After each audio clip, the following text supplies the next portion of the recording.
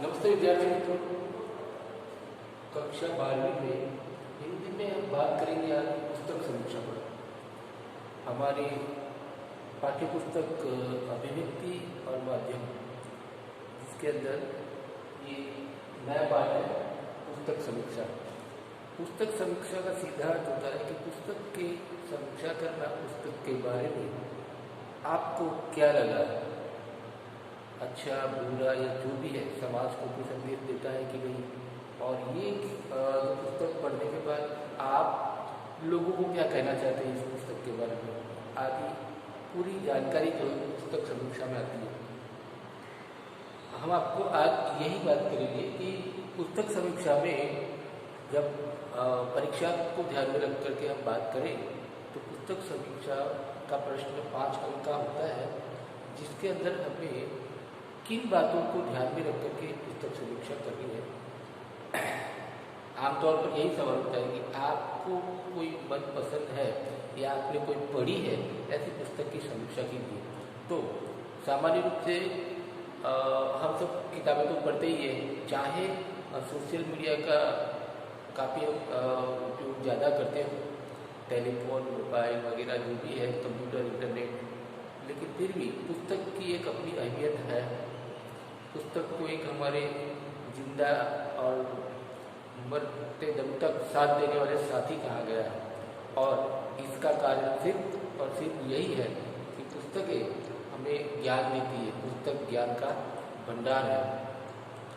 पुस्तक एक ऐसे आदमी का सहारा है जिसको जब कुछ नहीं, दुनिया से सब छूट जाता है, जिसके पास कुछ नहीं है, उसके पास अगर पुस्तकें हैं तो वो अपनी ज़िंदगी संवार सकता है।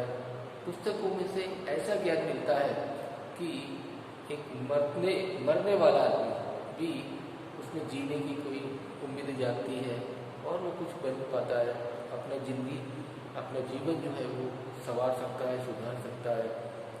तो परीक्षा को ध्यान में रख करके हम बात करें कक्षा 12वीं के लिए, तो हमें पुस्तक समीक्षा में किन बातों पर ध्यान देना है वो आइए लिखते हैं। आधुनिक काल में भले ही इंटरनेट का जोर हो, ई बुक्स का प्रचार प्रसार हो रहा है, इन सब के बावजूद दुनिया में पुस्तकों की बिक्री बढ़ रही है। इसके बावजूद भी दुनिया में लोग पुस्तकें पढ़ रहे हैं। पुस्तकें ज्ञान का भंडार है। मुद्रित पुस्तक या प्रिंटेड बुक पढ़ने के लिए समय की जरूरत होती है, और पुस्तक पठन के लिए उम्र व स्थान का बंधन नहीं होता है। कोई भी उम्र का व्यक्ति और किसी भी जगह पर वो पढ़ सकता है। किसी पुस्तक की समीक्षा हेतु निम्नलिखित बातों का ध्यान रखना अनिवार्य है। कौन सी बात है? तो पुस्तक का पूर्व अध्ययन करना चाहिए। जो भी पुस्तक है उसका पूरा अध्ययन करना चाहिए, पढ़ना चाहिए, और साथ में क्या करना है कि पुस्तक के मुख्य बिंदुओं को नोट करना चाहिए। अलग से एक नोटबुक में हमें उसके जो मेन पॉइंट्स है, पुस्तक जिसके बारे में चर्चा कर रहा है, वो उन मुख्य बिंदुओं को हमें क्या करना है, नोट कर लेना है। पुस्तक के शिल्प पक्ष का भी ज्ञान होना चाहिए। शिल्प पक्ष अर्थात उसकी भाषा कैसी है, उसमें कौन सा रस है, कौन सा अलंकार है, और उसमें किस तरह, किस शैली से बात की गई है, ये सब बातें ये शिल्प पक्ष माना जाता है। शिल्प पक्ष यानी कला पक्ष। अगर काव्य संग्रह है तो कौन सा काव्य है, और उसमें किस तरह की बात हो रही है, या प्रकृति का वर्णन है, या श्रृंगार वर्णन है, करुणा की बात है, तो उसकी शैली कैसी है, सीधे सीधे बात की है या फिर कोई व्यंजना से बात की है, किसी पेड़ का वर्णन करते हुए किसी बुजुर्ग की बात की है, तो शैली कौन सी है, ये सब शिल्प पक्ष होता है। तो हमें क्या करना है कि वो शिल्प पक्ष का भी हमें ज्ञान होना चाहिए। पुस्तक की अच्छाइयों के वर्णन के साथ साथ कमियों को भी उजागर करना चाहिए। पुस्तक में अच्छाइयाँ तो होती है, लेकिन कुछ कमियाँ तो हम ना कहें पर मर्यादा कह सकते हैं, तो ऐसे मर्यादाओं को भी हमें उजागर करना चाहिए, बताना चाहिए कि इस पुस्तक में ये बातें अच्छी हैं, लेकिन यहाँ कुछ कमी है, यहाँ कुछ सुधार सकते थे, जो भी है। तो अच्छाइयों के साथ साथ हमें कमियों को भी उजागर करना चाहिए, बताना चाहिए। समीक्षा करते समय पूर्वाग्रह से दूर रहना चाहिए। पूर्व आग्रह यानी हमें अपना जो माइंडसेट है, अपनी फिलोसॉफी है, उसके मुताबिक, उसके अनुसार अगर ये पुस्तक नहीं है, ठीक है, तो हम उसको क्रिटिसाइज नहीं कर सकते, उसकी टीका नहीं कर सकते। हमें उस पुस्तक को उस कवि या लेखक का जो नज़रिया है उस हिसाब से हमें देखना चाहिए। अपनी पसंद नापसंद को उसके ऊपर थोपना नहीं चाहिए, वो पूर्वाग्रह नहीं करना चाहिए कि ऐसा क्यों है, ऐसा क्यों नहीं है, ठीक है। तो पूर्वाग्रह से हमें बचना चाहिए।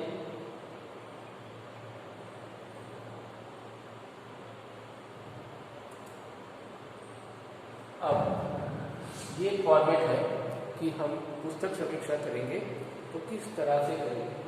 तो पहले ये है, पुस्तक का नाम लिखना है, उसके बाद लेखक का नाम, उसके बाद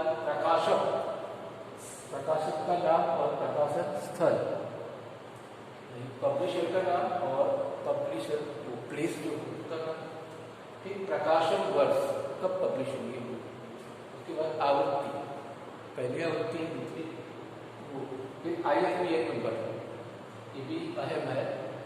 पुस्तक का मूल्य, पुस्तक का सारांश, कम से कम 30 या 25 लाइन में उसका सारांश लिखना है। पूरी समरी, आपने वो पुस्तक के बारे में आप जो भी कहना चाहते हैं, पूरी समरी आप लिखेंगे 20-25 लाइन में, 20-25 लाइन अर्थात 20-25 लाइन में अर्थात 100 शब्द हो गए, उसमें ये सारांश लिखना है। उसके बाद निष्कर्ष जो है वो हमें कम से कम 2-3 लाइन में लिखना है आखिर में, और नीचे सुझाव भी लिखना है। निष्कर्ष में हम लिखेंगे इसका मॉरल आपको जो भी लगा है, और सुझाव में भी लिखेंगे पुस्तक के बारे में आपकी राय, पुस्तक आपको कैसे लगी, आपकी राय, और आप पुस्तक के बारे में दूसरों को क्या बताएंगे, दूसरों को आप क्या मैसेज देना चाहते हैं, वो हम बताएंगे कि ये पुस्तक पढ़ने योग्य है, यहाँ से मिलेगी, वहाँ से मिलेगी, जो भी है वो पुस्तक के बारे में हम दूसरे पाठकों को यह संदेश दे सकते हैं। इसके बाद नाम लिखना है और कक्षा, ठीक है। तो ये जब एक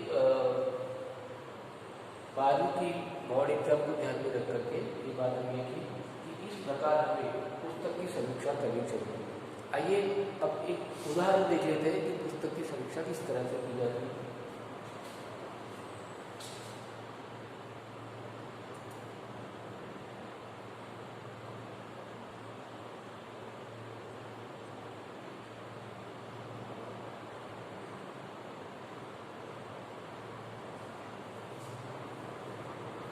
काव्य संग्रह है जिंदगी की सांस में संवरती कविताएं। अब इसका समीक्षा लेते हैं, ये किसने किया, डॉक्टर देवू ने किया है। अब देखिए कविता संग्रह, कलेक्शन कविताओं का कविता संग्रह की बुक है जिसका नाम है सांस का स्वर, और इसके लेखक यहाँ पर कवि है डॉक्टर सुधा जैन, प्रकाशक अक्षरधाम प्रकाशन, टाइटल जगह का नाम, मूल्य 150 वर्ष 2018, यहाँ आवृत्ति नहीं दी है, यानी एक ही आवृत्ति है इसकी। अब देखें, डॉक्टर सुधा जैन हरियाणा की प्रतिष्ठित कवित्री, कहानी लेखिका व लघु कथाकार है। तो शुरुआत की लाइन में बताया जो भी लेखिका है, कवित्री है, इसके बारे में। सांस का स्वर इतना छठा काव्य संग्रह है। इस संग्रह में इनकी कुछ कविताएं जीवन की सांस को मुखरित करती है। जीवन की सांस अर्थात हमारे जीवन का आखिरी पड़ाव, तो जीवन की सांस को मुखरित करती है, यानी बयां करती है। सांस धीर आयु में वृद्धावस्था में व्यतीत हो रहे जीवन का लेखा जोखा है। दिन भर का लेखा जोखा, क्या खोया क्या पाया, इन मिलेंगे कविता है। में बचपन, जवानी, बुढ़ापा, मृत्यु व पुनर्जन्म की बात की गई है। हंसते हंसते, इसके अंदर ये भी कविता है, तो हंसते हंसते में फिर बुढ़ापे की जिंदगी को दोहराया गया है।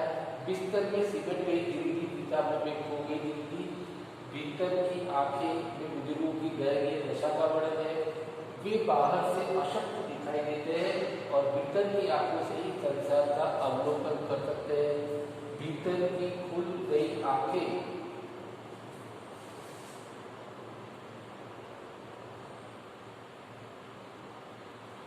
भीतर की खुल गई आंखें मैं भी देख रही हूँ अपने चारों ओर बिखरा संसार, डरती मन में विश्व का सहारा लेना पड़ता है।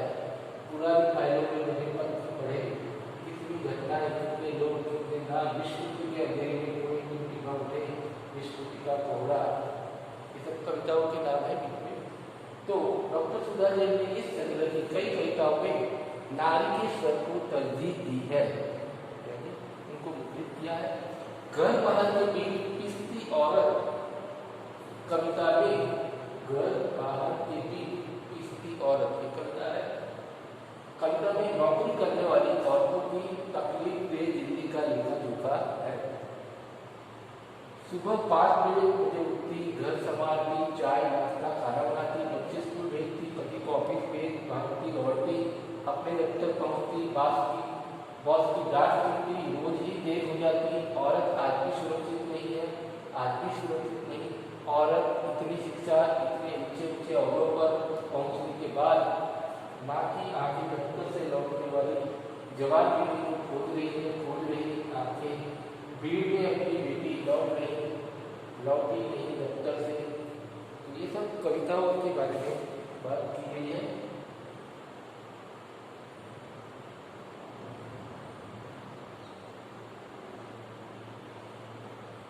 घूमते सब और सड़कों में, मार्गों में, बसों में, ट्रेनों में, नहीं लौटेगी कदम पीछे। वस्तुतः और सब तरफ पिंजरे की मैना जैसी है, सबका मनोरंजन करती मैं पिंजरे की मैना, उड़ना भूल गई पिंजरे की मैना। धन संपन्न नारियां अधिकतर मोहग्रस्त है, इसका वर्णन कवित्री ने धन संपन्न नारियां कविता में किया है। वास्तव में इनके पास सब कुछ है, किंतु सुख नाम की कोई चीज नहीं है। गांव में रहने वाली औरत का और भी बुरा हाल है। गांव की छोटी, ये कविता में डॉक्टर सुधा जैन ने लिखा है, चाहा उसने यदि अपने मन की नींद, तो लाल गई सीमा गंडा से काट दी जाती। इतनी अपेक्षा क्यों? कविता में ढूंढ समस्या को लिया गया है। तो इस कविता में क्या लिखा है, इसका क्या सारांश लिखा है?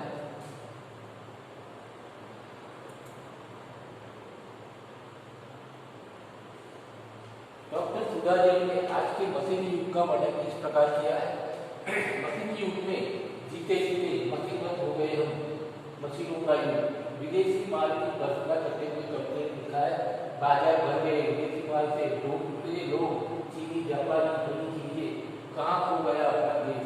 डॉक्टर सुधा जैन ने जीने की राह कविता में जीवन की एक रास्ता को तोड़ने के साथ बताया है। मेले पिकनिक, सैर सपाटे, यात्राएं, दिन त्योहार, जन्मदिन, शादियों के आयोजन, विभिन्न समारोह तोड़ देते एक रास्ता। त्राही कविता में महंगाई की समस्या को लिया है। किसान की दुर्दशा का भी कविता ने वर्णन किया है। कहीं बाढ़, बढ़ रहे मवेशी, मनुष्य गांव के गांव, कहीं हो रहा किसान, कहीं रो रहा किसान। बाढ़, प्रकृति से हम दूर होते जा रहे हैं, इसका वर्णन प्रकृति से टूट रहा नाता कविता में इस प्रकार किया है। रात को सोते थे खुली छत पर, चांदनी में नहाते, प्रभात की मंद बयान, कितना मोह उठा था प्रकृति का वह पहल। चदरिया में जीवन मृत्यु की दार्शनिक बातें हैं, फिर भी क्यों जीने की चाह, न जन्म अपना न मृत्यु अपनी। डॉक्टर सुधा जैन की इन कविताओं में सरल भाषा है। अब हमने जो बात की थी उसका शिल्प जो है, शिल्प भाग, वो भी हम बता रहे हैं कि शिल्प सौंदर्य क्या है। तो डॉक्टर सुधा जैन की इन कविताओं में सरल भाषा है, तुलनात्मक व संस्मरणात्मक शैलियाँ है। मैंने बात की थी कौन सी शैली में लिखा है, वो बता रहा है। तो संस्मरणात्मक शैलियाँ है। इन्होंने नारी जाति की समस्याओं को विशेष रूप से अपनी कविता में दिया है। इनकी कविताओं की सबसे बड़ी विशेषता जीवन की सादगी को लेकर लिखी रचनाएं हैं। जीवन के आखिरी पड़ाव को लेकर के लिखी हुई रचनाएं हैं।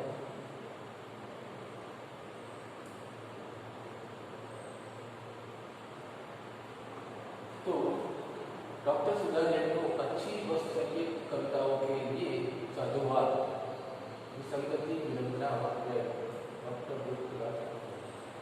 तो इस प्रकार हमने देखा कि